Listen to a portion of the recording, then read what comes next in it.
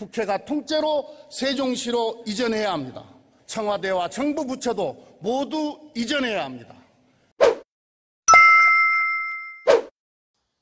안녕하십니까. 김변TV의 김현성 변호사입니다. 오늘은 정부가 최근 내세우고 있는 행정수도 이전 문제에 대해서 살펴보도록 하겠습니다. 왜 여당은 행정수도 이전 문제를 지금 들고 나온 것일까요? 물론 노무현 정부 때부터 문재인 정부에 이르기까지 지역균형 발전이라는 큰 정책의 흐름 속에서 내놓은 의제다라고 볼 수도 있습니다. 그러나 많은 국민들은, 그리고 야당은 그렇게 보지 않는 것 같습니다. 문재인 정부가 추진해온 부동산 정책이 잇따라 실패하고, 이에 따라서 국민들이 분노하고 있는 것이 사실입니다. 이러한 분노를 잠재우고 또 그 관심을 다른 곳으로 돌리기 위해서 행정수도 이전이라는 문제를 들고 나온 것이다 라고 이해를 많이 하고 있는 것 같고, 또한 부동산 정책의 후속 조치 중에 하나로 큰 틀에서 행정수도 이전을 논해보겠다라는 의도가 숨어 있는 것 같습니다. 어쨌거나 뜬금없는 것은 사실입니다.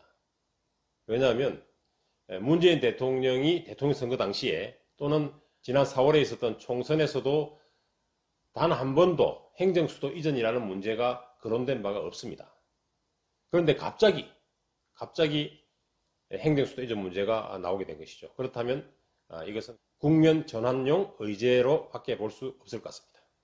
잘 아시다시피 노무현 정부는 충청권에 신행정 수도를 건설하기 위한 정책을 추진한 바 있습니다. 그러나 헌법재판소에 의해서 신행정 수도 건설을 위한 어떤 특별조치법, 이 법률이 헌법에 위반된다라고 해서 위헌 결정을 받은 바가 있습니다. 이에 따라서 신행정 수도 건설이 좌절되었고, 그리고 그 대체 정책으로서 지금의 행정중심 복합도시, 소위 행복도시를 건설하게 된 것입니다. 자, 그렇다면 당시에 헌법재판소는 어떤 의미로 위헌 결정을 했을까요? 잠시 살펴보겠습니다.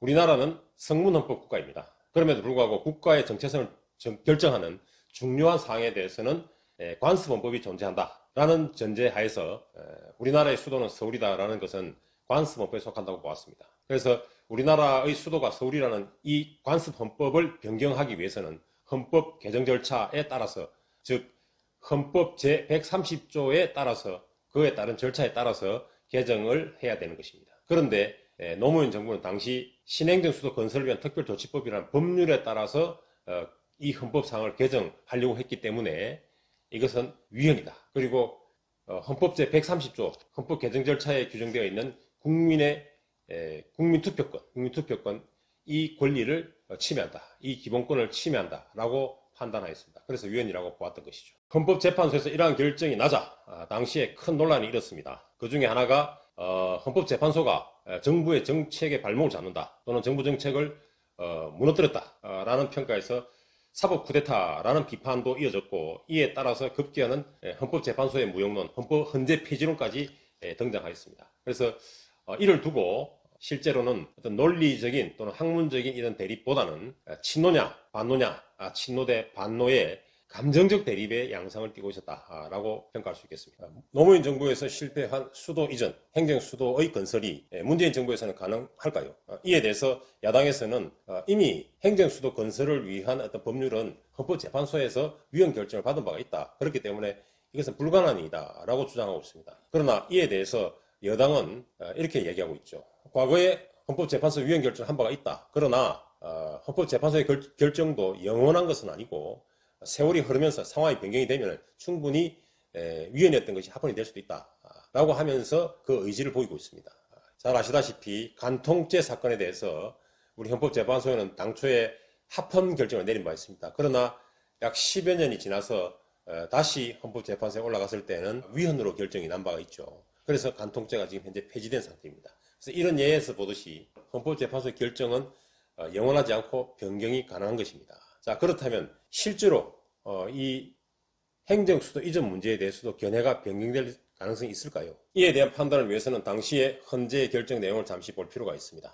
당시 헌재는 우리나라의 수도가 서울이라는 것은 관습헌법이다라고 판단했죠. 자, 이를 위한 요건을 검토했습니다. 먼저 수도 서울이라는 것은 국가의 정체성을 정하는 중요한 사항이다. 그래서 헌법 사항에 해당됩니다. 그래서 헌법의 내용이 될 수 있다는 것이고요. 그 다음 우리나라의 수도가 서울이라는 것, 이러한 관행이 있고, 이러한 관행이 600년 이상 오랫동안 지속되고 반복되어 왔다. 그리고 이러한 과정에서 우리 국민들 사이에서는 승인 내지는 법적 확신이 생겼다. 그래서 관습법으로 성격이 되었다. 그래서 결과적으로는 관습헌법이 된 것이다. 이렇게 판단하였죠.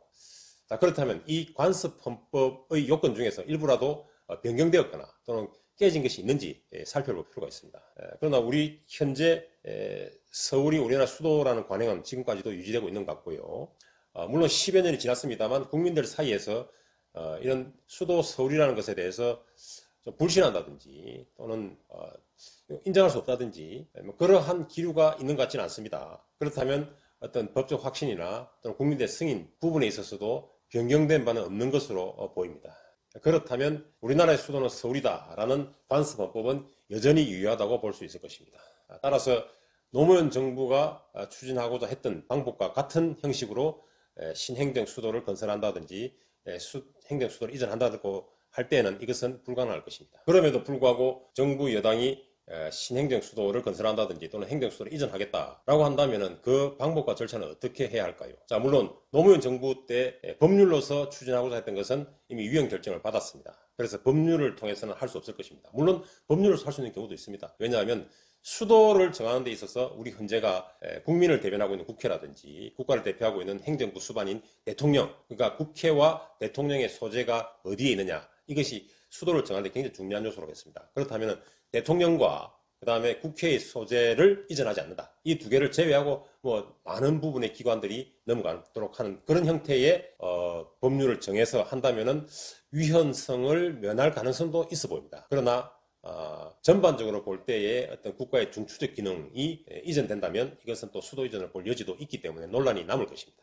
그래서 법률을 통해서 행정수도 이전을 시도하는 것은 쉽지 않을 것으로 그렇게 보입니다. 그런데 여당은 국회와 청와대를 비롯한 국가기관을 통째로 세종시로 이전해야 한다고 공언하고 있습니다. 이것은 명백한 수도 이전에 해당하는 것입니다. 만약 법률로서 이것을 추진하게 된다면 위헌성을 면치 못할 것입니다. 자, 그렇다면 결국 남는 방법은 무엇이냐면 헌법을 개정하는 길밖에 없습니다. 헌법을 개정하여서 우리나라의 수도가 서울이 아니라 충청권 어디다 라고 헌법 조문으로 명시하는 것이죠. 이를 위해서는 우리 헌법 130조에서 정하고 있는 헌법 개정 절차에 따라서 헌법 개정을 해야 할 것입니다. 헌법 제130조에 나와 있는 개헌 절차를 간단하게 살펴보겠습니다. 국회 제적의원 과반수 또는 대통령이 발의할 수 있고 이 발의단 개정안은 대통령이 20일 이상 동안 공고해야 됩니다. 그리고 공고된 날로부터 60일 이내에 국회에서 의결하도록 되어 있습니다.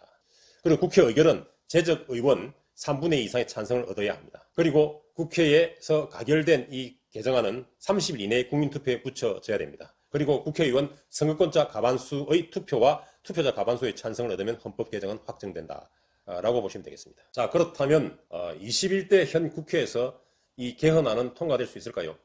개헌안이 통과되기 위해서는 국회의원, 제적의원 3분의 2 이상의 찬성이 있어야 됩니다. 그렇다면 200명 이상의 찬성이 있어야 하는 것인데, 자, 정당별 의석수를 살펴보겠습니다. 먼저 더불어민주당은 176석, 그리고 미래통합당 103석, 그리고 정의당이 6석, 국민의당과 열린민주당이 각각 3석씩, 그리고 기본소득 사회전환, 시대전환 각 1석씩, 그리고 무소속이 7석이 있습니다. 자, 여권 성향의 의석수를 모두 모아보겠습니다. 민주당의 176석, 그리고 정의당 6석, 그리고 열린민주당 3석까지 합치면 185석이 됩니다. 여기에 무소속 중에서는 박병석 국회의장을 비롯해서 여권 성향으로 분류할 수 있는 사람이 3명입니다. 그래서 여기에 3석을 더한다면 188석이 되는 것입니다. 자, 200석에서 12석이 모자라죠. 그렇다면 이탈표가 없는 이상은 당장 개헌안이 통과될 가능성은 희박해 보입니다. 다만 여권이 어떤 활동을 하느냐, 어떤 노력을 하느냐에 따라서 국민의당이라든지 또는 미래통합당 중에 일부 의원들이 개헌에 찬성할 여지도 없지 않지요. 물론 그렇게 된다면 실제로 200석을 넘길 가능성도 전혀 배제할 수는 없는 것입니다. 어쨌든 자, 이탈표가 없다는 가정하에서는 정부 여당에서 추진하고자 하는 행정수도 이전을 위한 개헌은 불가능할 것으로 보입니다. 그럼에도 불구하고 정부 여당이 개헌 가능성까지 염두에 두면서 행정수도 이전 문제를 제기한 것은 과연 자신감의 발로일까요? 그렇지 않으면 오만함의 결과일까요? 여러분 어떻게 생각하십니까? 자, 오늘은 여기까지입니다. 지금까지 김현성 변호사였습니다. 감사합니다.